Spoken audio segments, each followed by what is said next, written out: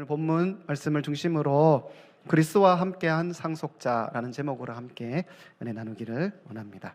우리가 이 세상을 살아가다 보면 정말로 중요한 많은 것들을 놓치고 살아갈 때가 있는 것 같습니다.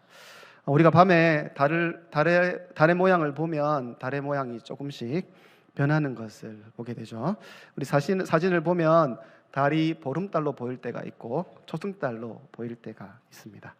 우리 눈에 달의 모양이 이렇게 조금씩 바뀌는 이유는 태양과 달과 지구의 위치 때문입니다. 달이 지구에서 볼 때에 태양과 가까워지면 가까워질수록 달은 작은 부분만 볼 수 있게 되고, 태양과 지구와 달에서 태양과 달의 위치가 멀어지면 멀어질수록 우리는 그 달의 큰 부분, 많은 부분들을 보게 될 수 있는 것입니다.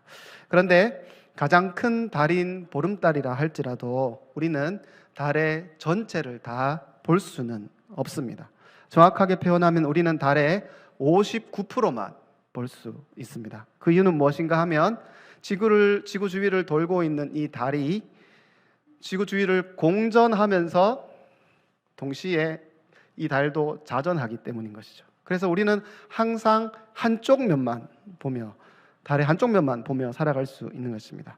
1959년 소련에서 이제 달에 착륙해서 달의 뒷면을 촬영하기 전까지 지구에 있는 누구도 그 달의 뒷면을 볼 수가 없었습니다. 우리는 평생 우리 눈으로는 달의 뒷면을 보지 못하고 살아갑니다. 그런데 우리의 이와 같은 현상은 우리의 신앙생활에도 나타나는 것이죠. 우리가 믿고 있는 이 기독교 안에 엄청나게 크고 놀랍고 풍성한 영적인 비밀과 보화가 가득하지만 우리는 그 대부분 또는 많은 부분들을 누리지 못한 채 살아가고 있는 것입니다. 기독신앙 안에 참 큰 은혜가 가득하지만 우리는 그 보화들을 다 누리지 못하기 때문에 아쉬울 때가 참 많습니다. 마치 우리가 달에 늘 한쪽 방향만 보고 살아가는 것처럼 복음의 은혜, 구원의 은혜에서도 어떤 한 부분만 누리며 살아갈 때가 있다는 것이죠. 그래서 오늘은 우리가 누리는 성경이 우리에게 알려준 그 구원의 은혜의 풍성함 중에서 양자됨이라는 신앙을 우리 같이 한번 살펴보려고 합니다. 우리가 일반적으로 구원에 대해서 성경이 가르쳐 줄 때 가장 많이 소개되어지는 개념이 있다면 이 구원의 법정적 개념입니다. 법정적 개념. 이 구원을 재판의 이미지로 설명하라는 것이죠. 여러분 재판 받아보셨습니까? 대부분 잘 못 받아보셨을 것 같은데, 인간은 하나님 앞에 범죄하였습니다. 이 죄라는 개념 자체도, 이 표현 자체가 벌써 재판 용어이라는 것이죠. 하나님께 범죄한 그 인간들에 대해서 하나님께서 형벌을 내리셔야 하는데 그 형벌이 지옥이고 또한 영원한 죽음이 바로 그 형벌인 겁니다. 그런데 하나님의 존귀한 형상으로 지음받은 우리 인간을 하나님께서 그들을 다 형벌하시는 것, 지옥에 보내시는 것이 너무 마음이 아파 그의 유일하신 아들 독생자 예수 그리스도를 이 땅에 보내셨습니다. 그리고 우리 예수님이 우리가 받아야 할 그 형벌을 대신하여 받으시고 십자가에 죽으셨죠.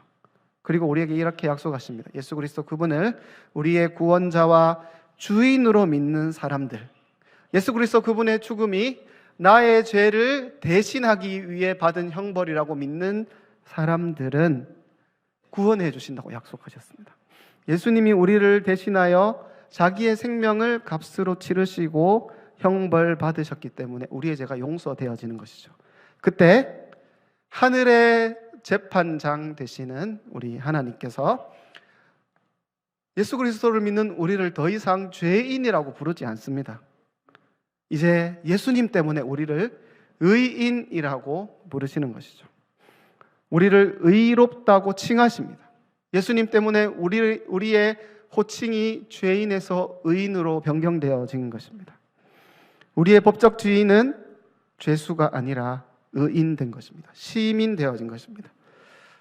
비록 우리가 살아가는 삶의 모습 속에서 죄의 모습이 가득하다 하지만 우리는 매일매일 죄를 짓고 살아가지만 우리의 법적 지위는 예수 그리스도께서 우리를 대신하여 형벌을 받으셨기 때문에 더 이상 죄인이 아니라 하늘 법원에서 우리의 신분이 최종 판결되어졌는데 그것이 바로 하나님 우리를 의인이라고 불러주시는 것입니다.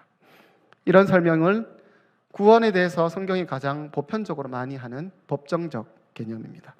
또한 성경에서는 구원에 대해서 또 다른 설명들을 해주시는데 다른 설명이 하나 더 있다면 속량 개념입니다. 속량. 이 속량이라는 단어는 과거에 노예 시장에서 많이 사용되어진 단어입니다. 그리스 로마 시대 때에는 노예들을 시장에서 사고 팔았습니다. 영화 글래디에이터 같은 영화들을 보면 노예를 사는 장면들이 등장합니다. 역사의 기록을 보면 로마 시대 때 정말 유명했던 작가 키케로라는 사람이 있었는데 그에게 티로라는 노예가 있었습니다.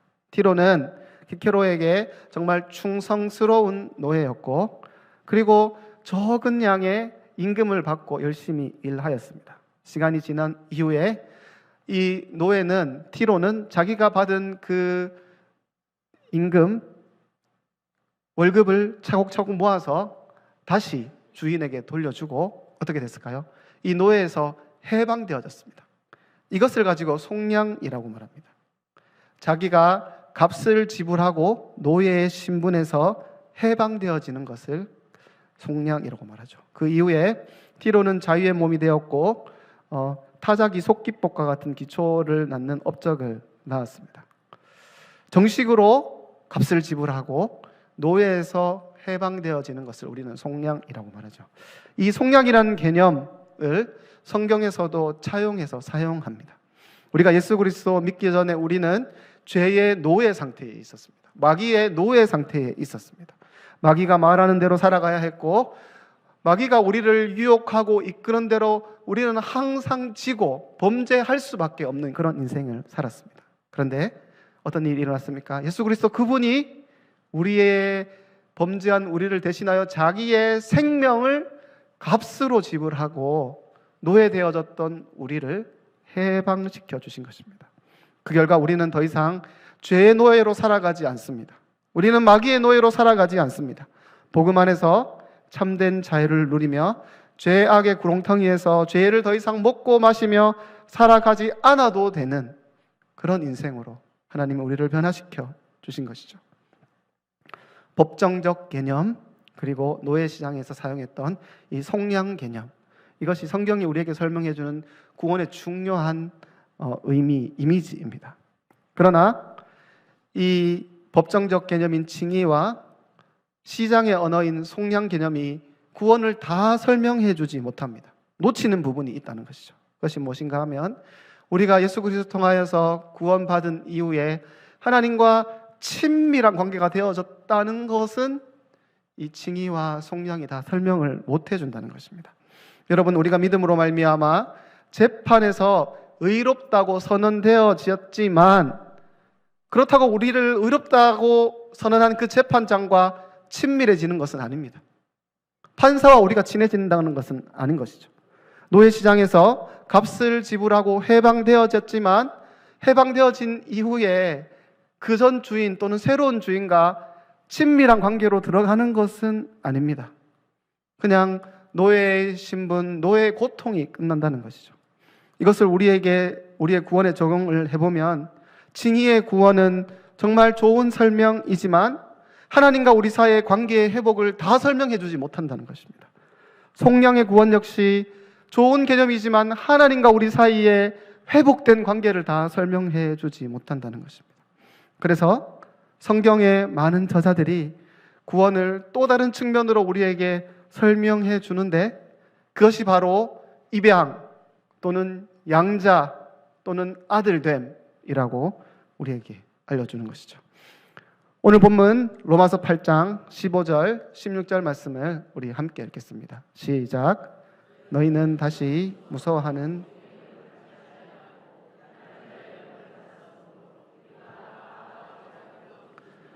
성령이 친히 우리의 영과 더불어 우리가 하나님의 자녀됨 증언하시나니.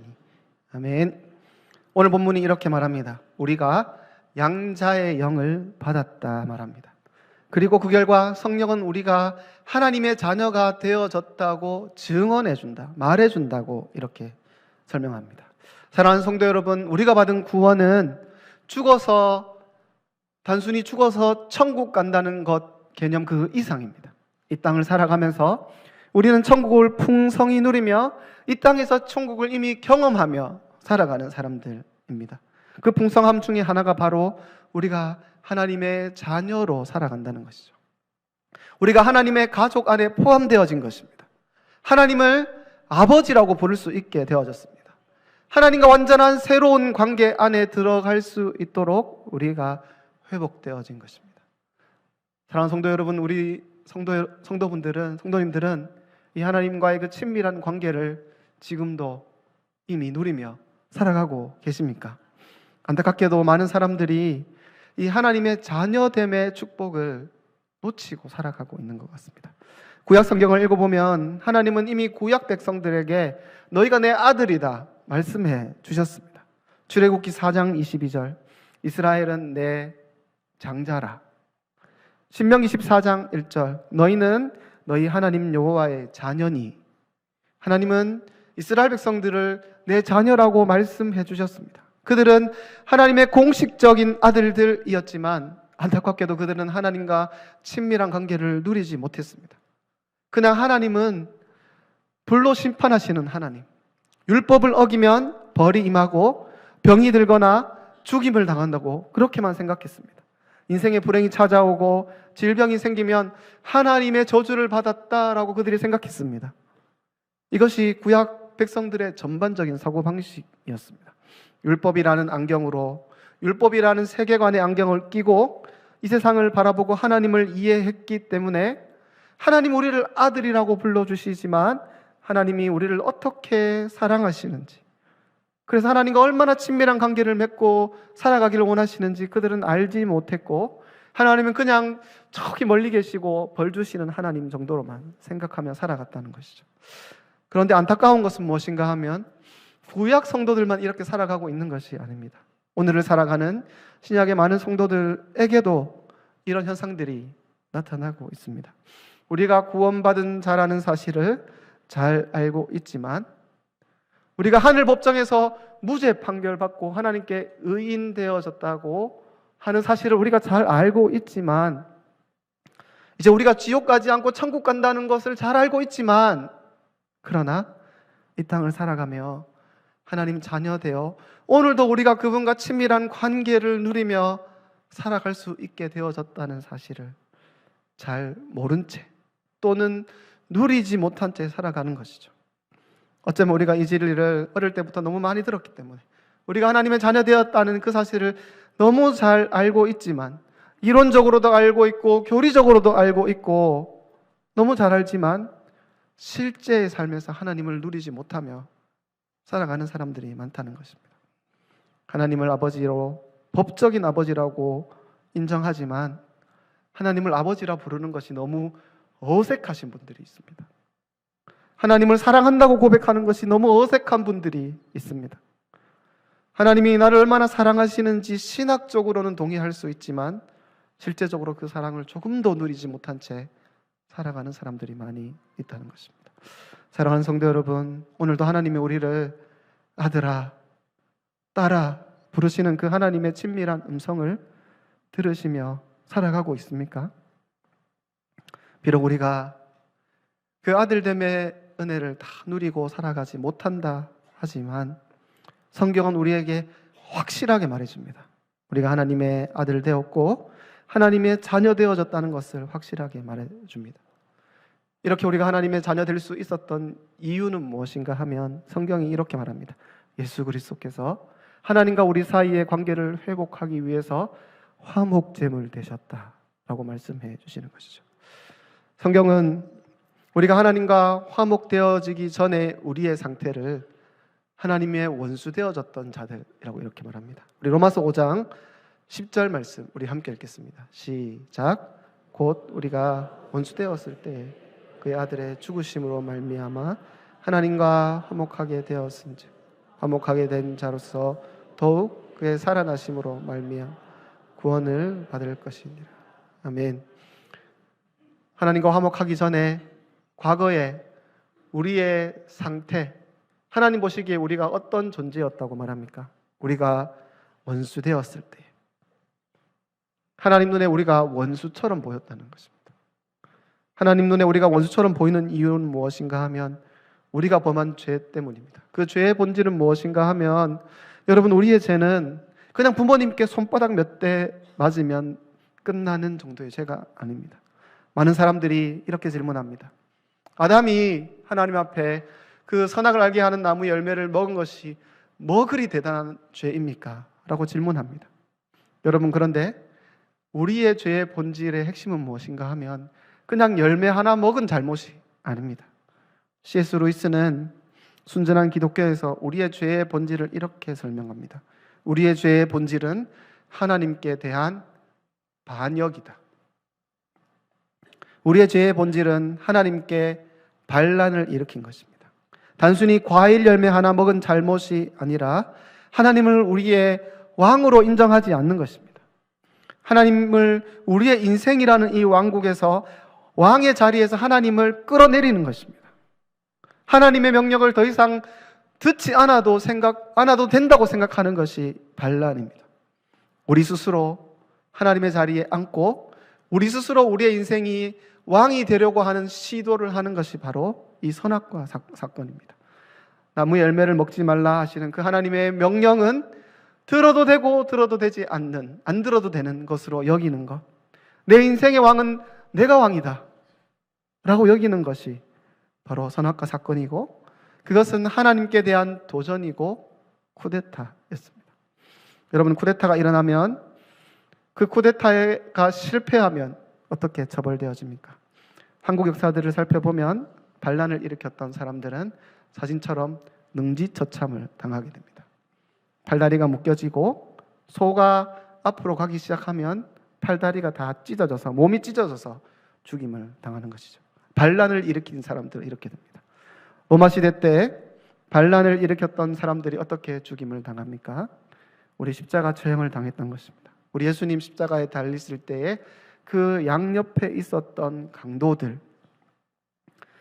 강도라고 번역되어진 단어가 레스타이인데, 이 강도는 단순한 강도들이 아니라 정치적 반란군들을 가리키는 표현입니다. 무엇을 알 수 있습니까? 우리 예수님께서 형벌을 받으셨는데 십자가를 지신 것은 반란을 일으킨 사람들이 받는 형벌을 받으셨다는 것이죠. 여러분, 우리의 죄의 본질이 무엇입니까? 하나님께 반란을 일으킨 것입니다. 혹시 우리 중에 오랫동안 교회를 다니고 있지만 여전히 내 인생의 주인은 나이고 내 인생의 왕은 나이고 하나님을 한 번도 내 인생의 주인으로 왕으로 모셔드리지 않은 분들 있다면 그분은 여전히 하나님께 대하여 반란군이고 하나님의 눈에 원수인 것입니다. 부모님의 강요로 어쩔 수 없이 세례를 받았고 교회 분위기 때문에 어쩔 수 없이 세례 받았지만 부모님 때문에 억지로 교회에 나와주는 척 하였지만 실제로 내 인생에 하나님을 나의 왕으로 모시고 있지 않다면 하나님 보시기에 그와 같은 사람들은 여전히 반란군이라는 것이죠. 그런데 어떤 일이 일어납니까? 하나님의 눈에 원수와 같았던 우리를 살리기 위해서 그의 아들 예수 그리스도, 그분이 이 땅에 오셨습니다. 그리고 그분이 반란을 일으킨 우리를 대신하여 십자가에서 형벌을 받으셨습니다. 그 사건을 바울은 이렇게 설명합니다. 로마서 3장 25절. 예수를 하나님이 그의 피로써 믿음으로 말미암는 화목제물로 삼으셨으니. 예수님은 반란군이었던 우리를 대신하여 죽으시고 하나님과 우리 사이를 연결하는 화목제물이 되신 것입니다. 로마서 5장 10절에 곧 우리가 하나님과 원수 되었을 때 그의 아들의 죽으심으로 말미암아 하나님과 화목하게 되었은즉. 과거에 하나님 눈에 우리는 원수였지만, 과거에 하나님의 눈에 우리는 반란군들이었지만, 하나님이 하나님께 반란을 일으킨 자들에게 쏟아 부으셔야 할 그 진노를 우리에게 쏟아부으시지 않고 예수 그리스도 그분에게 다 쏟아부으셔서 하나님 안에 가득했던 그 원수들을 향한 그 적개심과 분노를 예수 그리스도 그분에게 다 쏟아부으셔서 그 적개심과 분노가 다 녹아내리고 하나님과 우리 사이에 화목이 일어나게 된 줄 믿습니다. 여기에서 끝난 것이 아닙니다. 이후에 하나님은 또 다른 법적인 절차를 돌입하십니다. 그것은 무엇인가 하면 법적으로 공식적으로 우리를 하나님의 아들로 입양하십니다. 이 입양이라는 개념은 아직은 한국 사회에서 부자연스러운 느낌이 있습니다. 입양은 생물학적인 자녀가 아니기 때문에 홍길동처럼 서자의 느낌이 어느 정도 남아 있습니다. 그러나 2000년 전 로마 시대의 입양은 아주 확실하고 공고한 법적인 지위를 가졌습니다. 누가복음 2장 1절에 보면, 예를 들어 누가복음 2장 1절에 보면 로마 황제 이름이 가이사 아구스도라는 사람이 있습니다. 그는 율리어스 시저라는 사람으로부터, 율리어스 시저라는 황제로부터 입양된 아들이었습니다. 가이사 아구스도는 시저의 생물학적 아들이 아니었습니다. 공식적인 입양 절차를 거쳐서 시저의 후계자가 되어지고 로마의 황제로 등극하게 되어진 것이죠. 이처럼 예수님 당시에 이 입양이라는 제도는 아주 법적으로 공고한 지위를 누릴 수 있었던 것입니다. 그런데 이 입양이라는 개념을 누구에게 적용시킵니까? 요한복음 1장 12절, 영접하는 자, 곧 그 이름을 믿는 자들에게 하나님의 자녀가 되는 권세를 주셨으니, 원래 하나님의 자녀가 아니었던 우리를 공식적으로 입양해서 하나님의 자녀가 되어진 것입니다. 예수 그리스도를 믿으면 우리에게 새로운 호족이 생깁니다. 마치 동사무소에 가서 출생신고를 하는 것처럼 우리의 이름을 하나님의 아버지, 아들로 입양시키는 것입니다.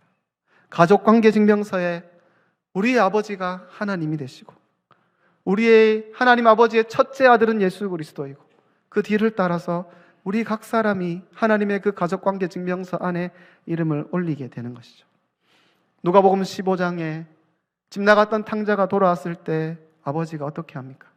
누더기 같았던 옷을 다 벗기고 아름답고 영광스러운 옷을 다시 입혀주시는 것처럼 그의 손가락에 도장이 새겨진 반지를 끼워주시는 것처럼 하나님이 우리를 다시 아들 삼아 주시는 것입니다. 온 세상 사람들이 다 보는 곳에서 잔치를 벌이시고 우리를 아들이라고 불러주시는 것입니다. 여기서 끝이 아닙니다. 법적인 단계는 여기서 끝나는 것이 아니라 하나님과 그 가족의 이름을 올린 것이 끝이 아니라 하나님과 이제는 실제적인 관계 안에 우리가 들어가는 것이죠. 그 일이 어떻게 가능합니까? 오늘 본문 로마서 8장 15절, 16절 우리 같이 한번 읽겠습니다. 시작. 너희는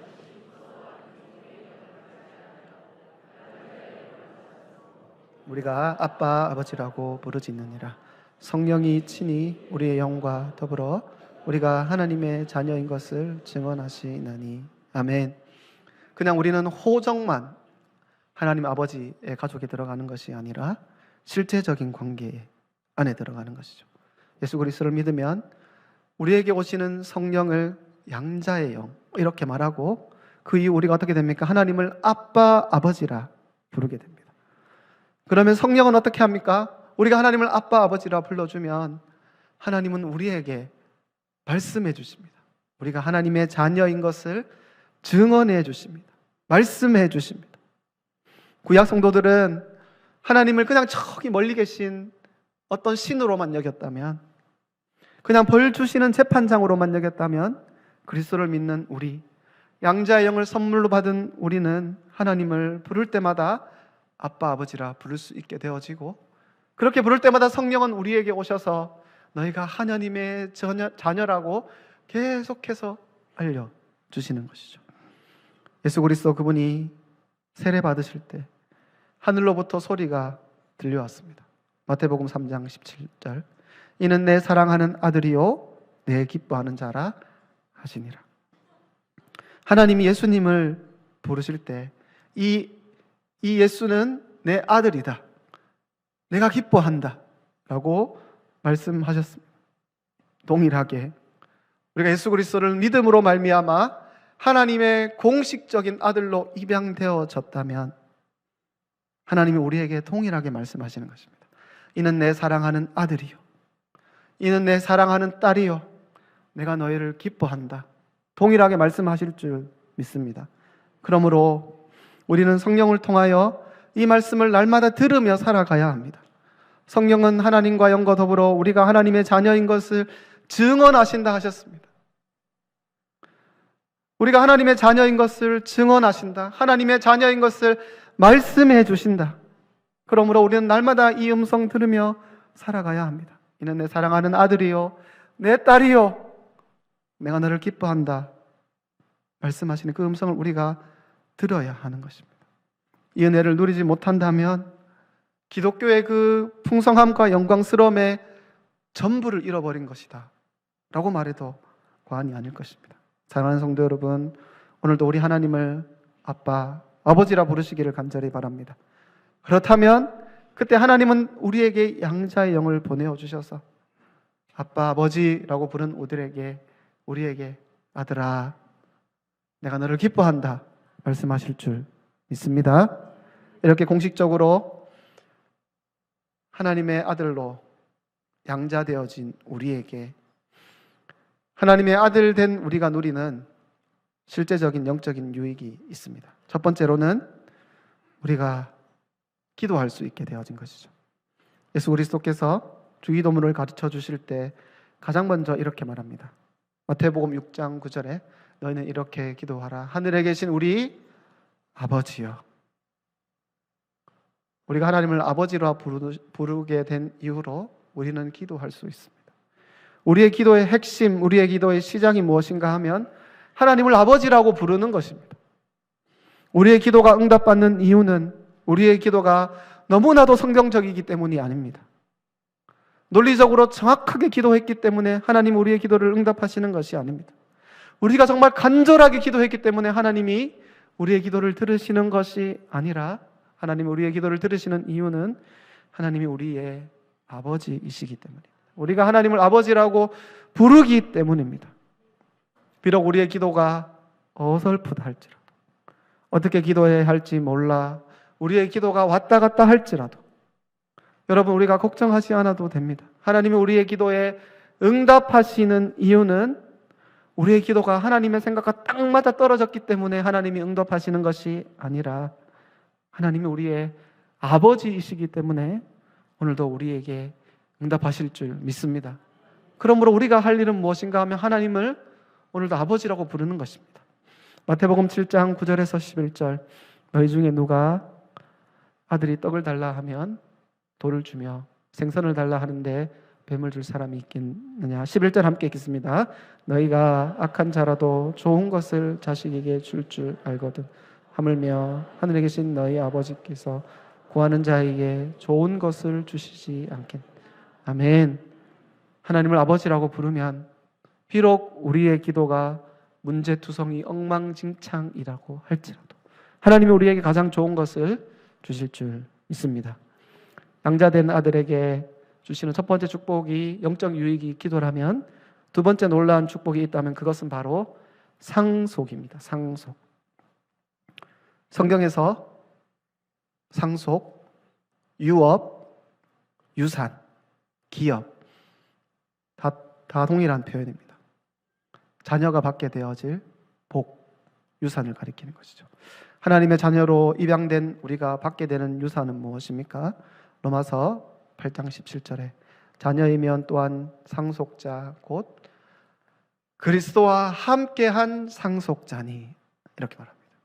세 번역 성경은 이렇게 표현합니다. 자녀이면 상속자이기도 합니다. 마지막 줄에 우리는 하나님이 정하신 상속자여 그리스도와 더불어 공동 상속자입니다. 이렇게 말하는 것이죠. 우리가 하나님과 하나님의 자녀로 입양되어지면 하나님으로부터 유산을 물려받게 되어지는데 예수 그리스도와 공동 상속자 되어진다. 이렇게 말합니다. 그리스도가 받게 되는 모든 유산을 우리도 똑같이 물려받게 되어지는 것이죠. 사랑하는 성도 여러분, 그리스도 안에 있으면, 하나님의 자녀 되어지면 그리스도의 것은 무엇이든지 다 우리의 것이 됩니다. 존 칼빈이 기독교 강요에서 성찬을 설명하며 이렇게 말합니다. 성찬을 통하여 우리는 그리스도와 한 몸 되어 성장하는 것을 목격합니다. 그리스도의 몸을 먹는 우리는 그리스도와 하나 되어지고 연합하게 됩니다. 그리하면 그의 것, 예수 그리스도의 것은 무엇이든지 다 우리의 것이 됩니다. 그리스도가 상속받은 영생은 우리의 것이 됩니다. 그가 이미 들어간 하나님 나라도 우리의 것이 됩니다. 이렇게 기록합니다. 예수 그리스도와 함께 공동 상속자 되었다는 것은 무엇을 의미합니까? 예수 그리스도께서 부활하신 이후에 그분이 얻게 되는 모든 영적인 유익, 영적인 지위, 영적인 모든 은혜들을 우리가 다 함께 누리게 되는 것입니다. 천국에서 우리가 누리게 되는 그 모든 영생의 복, 하나님 우리에게 약속하시는 것입니다. 우리 예수 그리스도 그분이 영원한 하나님 나라에 들어가서 하나님이 그리스도에게 씌워주신 그 생명의 면류관을 우리 또한 함께 받게 될 것입니다. 우리는 예수 그리스도 그분과 함께 영원토록 온 세상을 다스리는 권세를 부여받고 왕노릇하며 살아갈 것입니다. 천국에서 우리 예수 그리스도 그분이 누리는 모든 풍성함과 영광스러움을 우리는 공동으로 상속해서 누리며 살아가게 될 것입니다. 이것이 양자들이 누리게 될 복인 줄 믿습니다. 말씀을 마무리하기를 원합니다. 사랑하는 성도 여러분, 말씀을 시작하며 우리는 달의 절반만 보며 살아간다고 말했습니다. 그와 같이 하나님 우리에게 준 그 구원의 풍성함에 우리는 절반도 모른 채 살아가고 있지는 않습니까? 오늘 말씀을 통하여 우리가 하나님의 공식적인 양자 되어진 자들이라는 것을 말씀을 통하여 기쁨으로 수납하는 모든 성도님들 되시기를 바랍니다. 하나님의 자녀로 양자되어 하나님을 아빠 아버지라 부르시기를 바랍니다. 우리가 아들이라 말씀하시고 오늘도 우리를 기뻐한다 말씀하시는 그 하나님의 음성을 오늘도 다시 듣게 되는 성도들 되시기를 간절히 바랍니다. 하나님의 자녀된 권세를 붙잡고 누리기를 소망합니다. 우리 안에 있는 모든 걱정과 염려, 두려움들, 우리 하나님을 아버지라 부르며 다 고백할 때 하나님이 우리에게 가장 좋은 것으로 가져다 주실 줄 믿습니다. 마지막으로 하나님 우리에게 영원한 유산을, 영원한 유업을 준비하고 있다는 사실을 기억하고 이 땅을 살아가며 이 땅에 우리의 마음 다 쏟아 부어버리지 말고 영원을 사모하며 살아가기를 결단하는 우리 모든 성도님들 되시기를 간절히 바랍니다.